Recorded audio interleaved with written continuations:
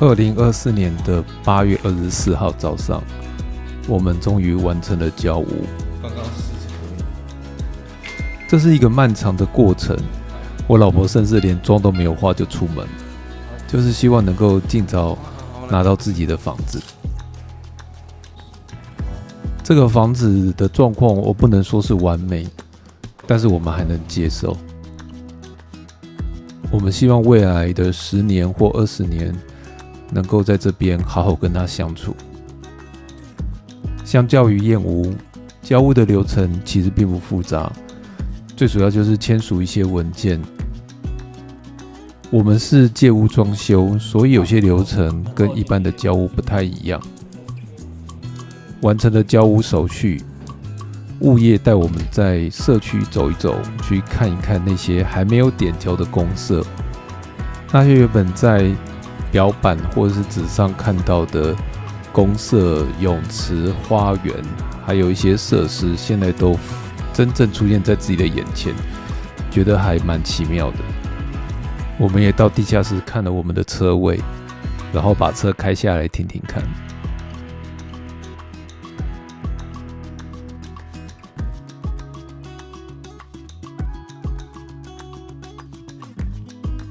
这个健身房比想象中来得大，设备我觉得还算是齐全。然后我们到顶楼走一走，看一下顶楼的风景。我们的顶楼其实是可以看到101的，虽然小小的，但我觉得风景还不错。但是最美的还是一家人都能在一起。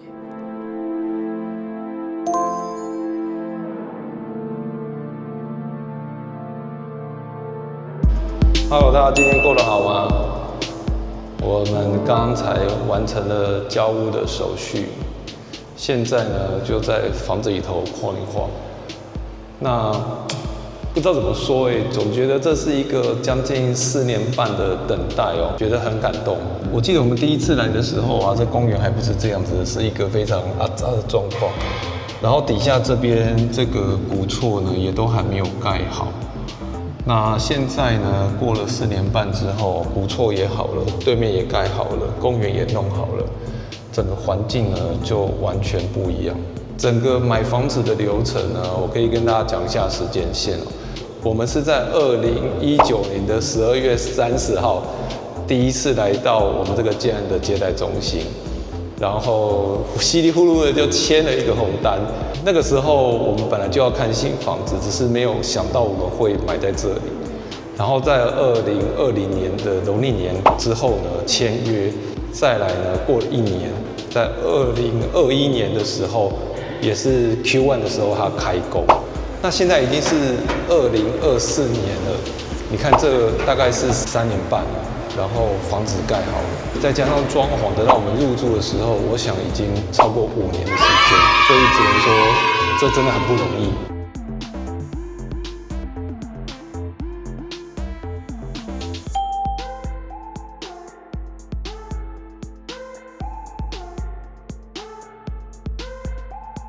现在整个房子都非常的空旷然后所以现在录的都有回音。然后我们这个交屋呢，花了一些时间，但是还是非常感谢，就是工地主任还有仆员的团队协助我们交屋。跟大家讲一下，我现在这个位置呢是客厅这边有个半墙。我们当初为了要让客厅能够宽阔一点，然后就把书房呢做成半开放式的空间。那这是我们客变的一个比较重要的点，就是做了一个半墙。为什么会这样子做呢？最主要是考量我们夫妻的工作形态因为我们算是工作非常繁重的人，像我老婆可能下班之后还要工作到10点多，然后有时候想要休息，因为我们现在住的地方客厅实在是太远了，有时候我们是很懒得出去，就变成1个礼拜有5-6天都是窝在我们的小书房里，所以我们现在就想说把书房跟客厅合在一起。如果真的想要休息的话呢，就可以直接到客厅，然后增加客厅的利用率。未来这边呢会做卧榻，然后这边呢墙的旁边呢会做书房，这里呢就是我们的沙发。今天有看到彩虹哦。这里未来就是电器柜跟这个电视墙的位置。这边呢是储藏室。那储藏室原来比较大一点，它可能是+1的空间，但是我们那时候有做几个决定要做成和室啊，或者是储藏室，最后我们决定储藏室可能是比较实用的，所以这间就是储藏室。那这边呢是玄关的部分，它玄关其实没有很大，那我们就让这边往后面退，可以做一些鞋柜的安排。地面的部分呢是刨掉了，因为我们要做花砖。那来讲一下这边这个洞哦，这边就是因为要后退嘛，那时候我们没有要改变太多浴室的格局，所以在第1代目的设计师呢建议我们这样做。但是你知道这边的空间，上次有量给大家看，它就只有30公分，非常的小，所以就非常尴尬，现在不知道怎么使用。那客浴的部分，我觉得还好，就是跟我们家现在的浴室是差不多大的。我们这边预计会做成一个就是连续看起来像一道墙，但是都是隐藏门这样子。除了那边那个洞，然后这边其实有一个蛮大的空间，是我们让厨房后退。它原来是一个封闭式的厨房，到这个位置，所以我把这个厨房整个往后面推，所以这边预计会做一个中岛。其实也不算中岛，应该算工作台。这边未来是厨房嘛，然后工作阳台。所以工作阳台这边可能晒完衣服拿完之后，我们就会进来，可以在这里这个中岛上叠衣服。厨房这边其实也算是我们第3个客人比较多的，就是厨房整个后退了，然后因为我们要重新铺砖，所以没有上漆这样子。然后这边有退后，看一下，这边是我们额外退后的空间，所以它会放我们的冰箱跟电器柜，所以厨房也算是一个半开放的空间。再来带大家去看的是主卧，主卧没有什么太大的变化。第一个就是我们把浴室呢缩了30公分，所以这边这个空间原来小小的，现在可以放这个梳妆台，然后呢，浴室就是这个样子哦。我觉得采光非常好，整个空间里头采光最好的就是浴室了。然后这是我们的主卧，主卧的墙呢也有往那边再靠了一点点，所以我们的床头会朝这个位置。那正对面呢就是红埔。我就非常快带大家把我们家空屋整个走一次哦。那当然，从我们买下房子到真正交屋中间，其实还有很多事情要做。其实最重要的一件事情呢，我觉得就是找设计师。那长虹大概是在2021还是22年，就是疫情那个期间哦，来要求客变的。那时候我们找了一个算是蛮有名的设计公司，但是呢，我必须要讲哦，这其实是一个错误的决定。因为那个设计公司太有名了，实在是太忙了。那我记得我们大概是端午那个时间点吧，跟他提的需求，然后我们客变的时间呢是在10月还是11月这时间，所以像中间有3-4个月。但是等到我们在真正要去谈客变，到他约好日子，他拿出来的东西啊，我只能说他们就是一个状况外。然后就谈得稀里糊涂，所以有的东西我真的觉得弄得非常的糟糕。所以现在如果我讲到这个设计公司，我还是非常的生气。我觉得你可以不要做我的生意，可是你不能浪费我的时间，你把我所有可以再找其他设计师的时间全部浪费光了。所以我们的客变做得非常的让我不开心。我跟他讲几个例子。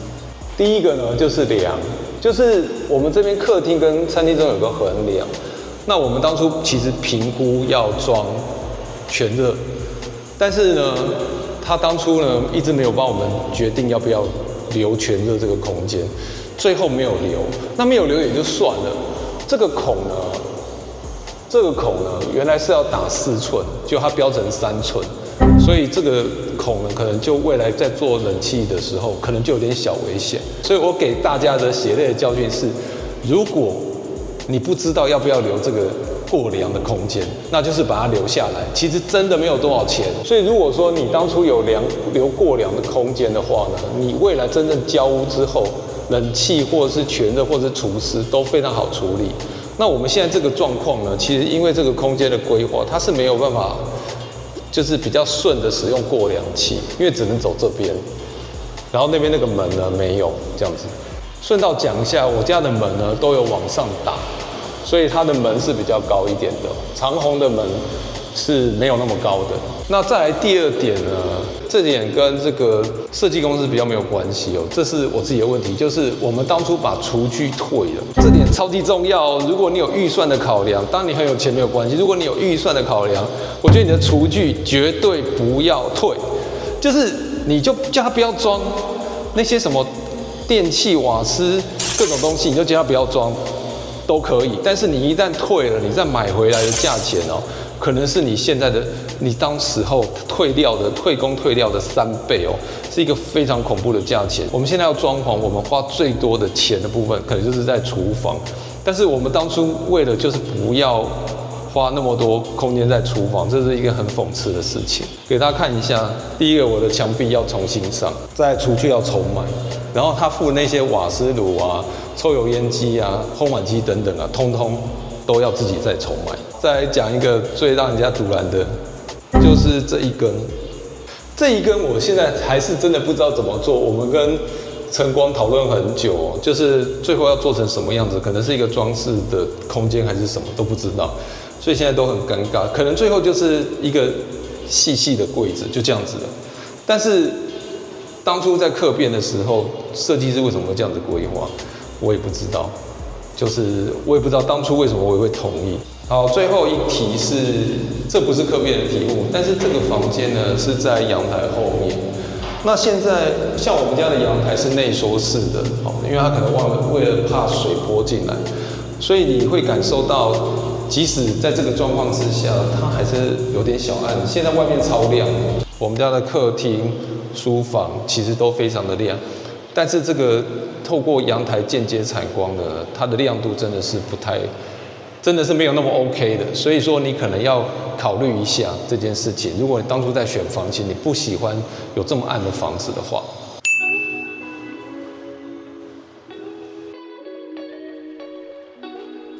这不是我们第一间买的房子，但这是我跟我老婆第一次一起决定买的房子。年轻的时候我们都没什么钱，所以买房子就只能将就。当然这间房子也不是什么豪宅，但是在这等待的4年到5年之间，我们也经历了蛮多的事情，一起度过了疫情，一起去看房子从一片荒芜长成一栋大楼，一起讨论新家的装潢，一起看家具，也一起思考未来我们下半生要怎么过。人生总是要有一些羁绊嘛。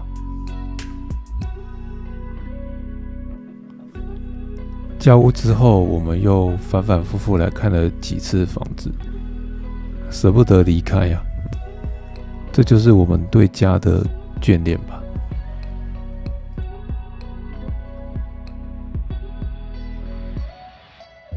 今天是假日哦，但是这边这2个建案都还在施工。从化区这也算是一个小缺点了，就是大家都在施工。如果你是很早就搬进来的，可能这个粉尘是一个题目哦，所以你也要注意一下。好了，非常谢谢大家今天的收看哦。今天就带大家走一下我们怎么做交屋，还有就是我们房子的现有的格局的状况是什么样子的，让大家有一个了解。那我们下一集呢就会进入装潢篇了，那会给大家看一下我们装潢的一些进展，可能会有一些细节呢是装潢要注意的，我会把它记录下来分享给大家。那记得要按赞、订阅跟开启小铃铛。我们新家住处篇呢，下一集再见，拜拜。